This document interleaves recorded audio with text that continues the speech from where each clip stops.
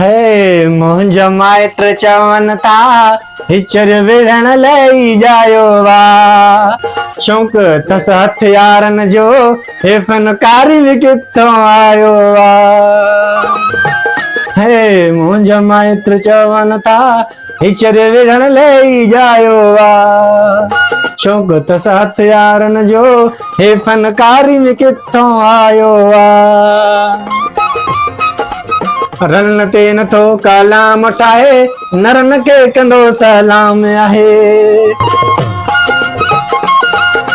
रनन ते नथो कलाम ठाहे नरन के कंदो सलाम आहे फेमस थियण जी का लोड़ कने से